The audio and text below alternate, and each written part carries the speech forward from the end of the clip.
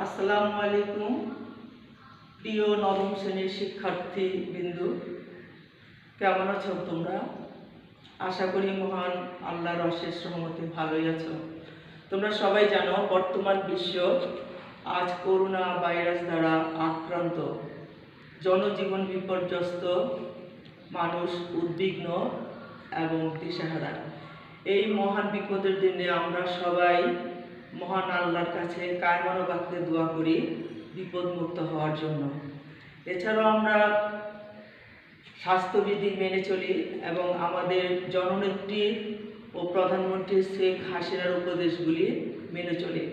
তাহলে অবশ্যই আমরা নিজেরা সুস্থ থাকতে পারবো, পরিবারকে সুস্থ রাখতে পারবো এবং দেশকে এই বিপদ থেকে মুক্ত রাখার জন্য চেষ্টা করে গেলাম, এতটুকু সান্ত্বনা অন্তত পাবো।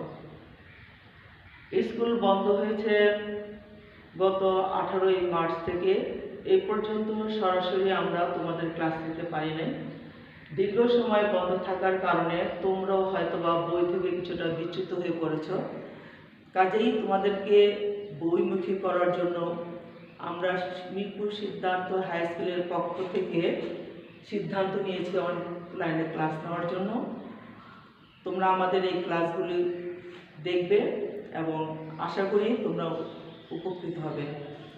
আজ আমি তোমাদের সামনে উপস্থাপন করব নবম শ্রেণীর বাংলার দ্বিতীয় পত্রের 7ম পরিচ্ছদের একটা চ্যাপ্টার। সেখানে দেওয়া আছে কারক ও বিভক্তি নির্ণয়।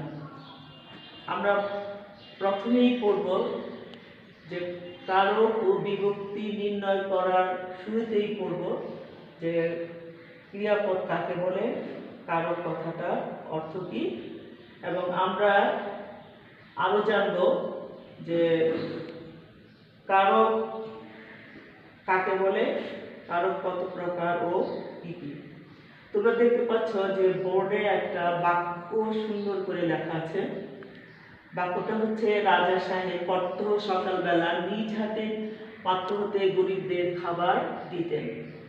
এই বাক্য থেকেই আমি খুঁজে বের করব বা তোমরা আমাকে সহায়তা করবে যে এখানে ক্রিয়াপদ কোনটা, এবং এই বাক্যের মধ্যে 6টা কারক কিভাবে লুকায়িত আছে সেটা আমরা খুঁজে বের করব।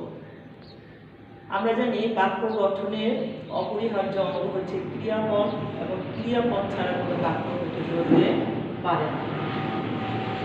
ক্রিয়াপদ কাকে বলে সেটা তোমরা সবাই জানো, তারপরেও আমি তোমাদের একটু স্মরণ করিয়ে দিতে চাই যে যে পদ দ্বারা কোনো কাজ করা বোঝায় তাকে বলা হয় ক্রিয়াপদ। যেমন যে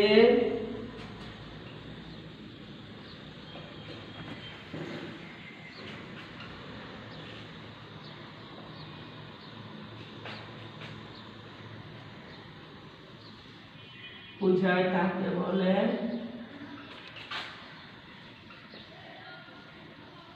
ক্রিয়াপদ।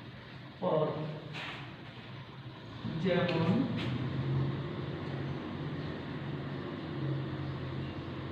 আমি প্রতিদিন বই পড়ি। এই পড়ি হচ্ছে ক্রিয়াপদ। রাজা সাহেব প্রত্যহ সকালবেলা নিজ হাতে পাত্র হতে গরিবদের খাবার দিতেন। এই বাক্যে ক্রিয়াপদ কোনটি? নিশ্চয়ই বলবে দিতেন। এখন কারক কথাটির অর্থ হচ্ছে যা ক্রিয়া সম্পাদন করে, এবং কারক বলতে বোঝায় বাক্যস্থিত ক্রিয়াপদের সাথে অন্যান্য পদের যে সম্পর্ক তাকে বলা হয় কারক। আমরা যদি দিতেন এই ক্রিয়াপদটাকে প্রশ্ন করি তাহলে অবশ্যই আমরা এর উত্তর এই বাক্যে খুঁজে পাব। চলো আমরা দেখি যে দিতেন এই ক্রিয়াপদটাকে প্রশ্ন করে উত্তরগুলি খুঁজে বের করার চেষ্টা করি। কে দিতেন? উত্তর অবশ্যই বলবে রাজা সাহেব। তাহলে এই রাজা কখন দিতেন? প্রত্যহ সকালবেলা। কি দ্বারা দিতেন? নিজ হাতে। কোথা থেকে দিতেন? পাত্র হতে। কাদের দিতেন? গরিবদের। কি দিতেন? খাবার দিতেন। তাহলে আমরা দেখতে পেলাম যে দিতেন এই ক্রিয়াপদটির সাথে বাক্যের প্রত্যেকটা পদেরই সম্পর্ক আছে। এখন আমরা জানব যে কারক কত প্রকার ও কি কি। তাহলে আমরা জানলাম যে বাক্যের ক্রিয়াপদের সাথে অন্যান্য পদের যে সম্পর্ক তাকে বলা হয় কারক, এবং কারক 6 প্রকার, যথা কর্তৃ, কর্ম, করণ, সম্প্রদান, অপদান, অধিকরণ। কারক 6 প্রকার, যথা কর্তৃ, কারক, কর্ম কারক, করণ কারক, সম্প্রদান কারক, অপাদান কারক, অধিকরণ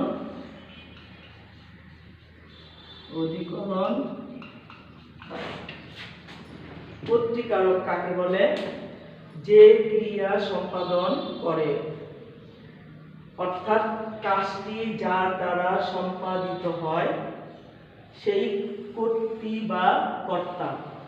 আলোচ্য বাক্যে রাজা সাহেব প্রত্যহ সকালবেলা নিজ হাতে পাত্র হতে গরিবদেরকে খাবার দিতেন।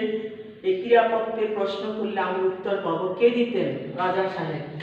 এই রাজা সাহেব কর্তৃকারক। এরপর আসো কর্মকারক কাকে বলে? আমরা জানি কর্তা যা করে তাই কর্ম। এখানে কর্তা হচ্ছে রাজা সাহেব। রাজা সাহেব কি করতেন? প্রত্যহ সকালবেলা নিজ হাতে পাত্র হতে গরিবদের খাবার দিতেন। এই রাজা সাহেবের এই পুরো কাজটাই হচ্ছে কর্মকারক। রাজা সাহেবের এই পুরো কাজটাই হচ্ছে কর্মকারক। এরপর আসো করণ কারক কাকে বলে? আমরা জানি যে করণ শব্দটির অর্থ হচ্ছে যন্ত্র সহায়ক বা উপায়। যন্ত্র সহায়ক বা উপায়, অর্থাৎ কর্তা যার সাহায্যে ক্রিয়া সম্পাদন করে তাকে বলা হয় করণ কারক। আলোচ্য বাক্যে আমরা দেখতে পাচ্ছি রাজা সাহেব কিসের দ্বারা গরিবদের খাবার দিবেন? তোমরা অবশ্যই উত্তরে বলবে নিজ হাতে। এই নিজ হাতেই হচ্ছে করণ কারক। এছাড়া আরো দুই একটা উদাহরণ আমরা দিতে পারি, যেমন তোমরা কলম দ্বারা লিখো। লেখা কাজটা কি দ্বারা হচ্ছে? কলম দ্বারা। এই কলমই হচ্ছে করণ কারক। এরপর আসো সম্প্রদান কারক। সম্প্রদান মানে হচ্ছে শর্ত বা অধিকার ত্যাগ করে কাউকে কোনো কিছু দান করা, অর্থাৎ শর্ত বা অধিকার ত্যাগ করে নিঃস্বার্থভাবে কাউকে কোনো কিছু দান করাকেই বলা হয় সম্প্রদান কারক। যেমন এই বাক্যে আমরা দেখতে পাচ্ছি রাজা সাহেব গরিবদেরকে খাবার দিতেন। এই যে রাজা সাহেব গরিবদেরকে খাবার দিতেন, এই গরিবরাই হচ্ছে সম্প্রদান কারক। অনুরূপভাবে আমরা বলতে পারি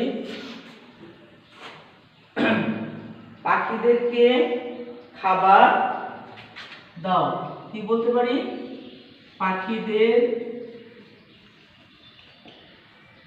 পাখিদের খাবার দাও। এই পাখিটা হচ্ছে সম্প্রদান কারক। এছাড়া তোমরা চেষ্টা করলে আরো এরকম অজস্র উদাহরণ বের করতে পারবা। অপাদান কারক কাকে পরে আমরা পড়বো? অপাদান কারক কাকে বলে? অপাদান কারক বলতে আমরা বুঝি যা হতে কোনো কিছু চলিত, ভীত, রক্ষিত, উৎপন্ন, পতিত ইত্যাদি হওয়া বোঝায় তাকে বলা হয় অপাদান কারক। যেমন মেঘ হইতে বৃষ্টি হয়। আমাদের আলোচ্য বাক্যে দেওয়া আছে যে রাজা সাহেব পথ্য সকালবেলা নিজ হাতে পাত্র হতে গরিবদের খাবার দিতেন। এই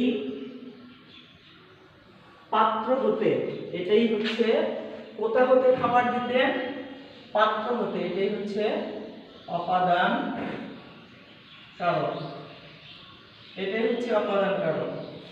এরপরে আমরা আরো বলতে পারি, যেমন যে তিলের তৈল হয়, এটাও অপাদান কারক। তাহলে এখানে অপাদান হচ্ছে কি, তিল। এরপর আসো আমরা পড়বো অধিকরণ কারক কাকে বলে। আমরা জানি ক্রিয়ার আধারকে বলা হয় অধিকরণ কারক। এই আধার কথাটা বলতে আমরা তিনটা জিনিসকে বুঝবো। একটা হচ্ছে স্থান, একটা কাল, একটা হচ্ছে পাত্র। স্থান, যেমন স্থান বলতে যেমন আমরা বুঝি যে আমাদের উদাহরণে দেওয়া আছে যে কখন খাবার দিতেন, সকালবেলা, এটা হচ্ছে স্থান। এখানে হচ্ছে সময়, এই সকালবেলা হচ্ছে অধিকরণ। আচ্ছা, এখন দেখো আধার, আধার হচ্ছে তিন, স্থান, কাল, পাত্র। স্থান, তাজমহল দেখে এলাম, তাজমহল দেখে এলাম, এটা স্থান। কাল, বসন্তে কোকিল ডাকে, কোকিল ডাকে। বসন্ত মানে বসন্তকাল, ফাল্গুন চৈত্র, এই 2 মাস আমাদের দেশে কি বসন্তকাল। পাত্র বা বিষয়, যেমন নাসিব গণিতে দুর্বল, এই গণিত হচ্ছে বিষয়, এটা হচ্ছে কি অধিকরণ কারক। আমরা এর পরের ক্লাসে এই কারক কাকে বলে, কত প্রকার, কি কি, এই টপিকসটা আরো বিস্তৃতভাবে আলোক করব। আর এবং আজ আলাপ করব, এবং তোমরা বাসায় পাঠ্য বই পড়ে নিজেরা বোঝার চেষ্টা করবে। যদি বুঝতে অসুবিধা হয় তাহলে আমাকে ফোনেও প্রশ্ন করতে পারো, অথবা অনলাইনেও প্রশ্ন করতে পারো, আমি তোমাদের প্রশ্নের উত্তর দেওয়ার চেষ্টা করব। এরপরে তাহলে আমাদের থাকবে তোমাদের কাছে একটা প্রশ্ন দেওয়া থাকলো, অ্যাসাইনমেন্ট, কারক কাকে বলে, কাকে বলে, কারক কত প্রকার ও কি কি, প্রত্যেক প্রকার কারকের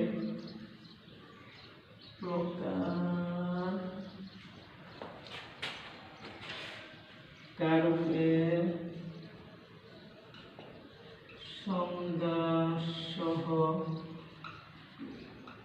উদাহরণ দাও। উদাহরণ লিখতে হবে কমপক্ষে 3টি। এছাড়া তোমাদের পাঠ্যের অনুশীলনীতে যে নৈর্ব্যক্তিক প্রশ্নগুলি দেওয়া আছে তা তোমরা অবশ্যই মনোযোগ দিয়ে পড়বে। আজ এই পর্যন্তই।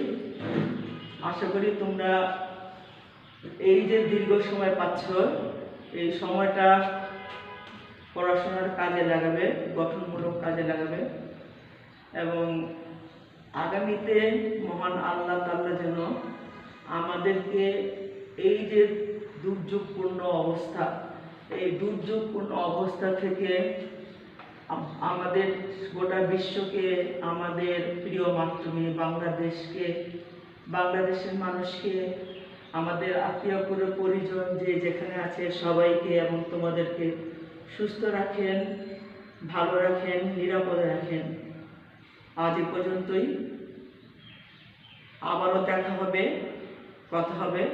ততক্ষণ পর্যন্ত ভালো থাকো, স্বাস্থ্যবিধি মেনে চলো। মহান আল্লাহর কাছে সবসময় এই বালা মুসিবত থেকে মুক্তির জন্য কায়মনো বাক্যে আল্লাহর কাছে দোয়া করতে থাকো। আল্লাহ হাফেজ, ধন্যবাদ।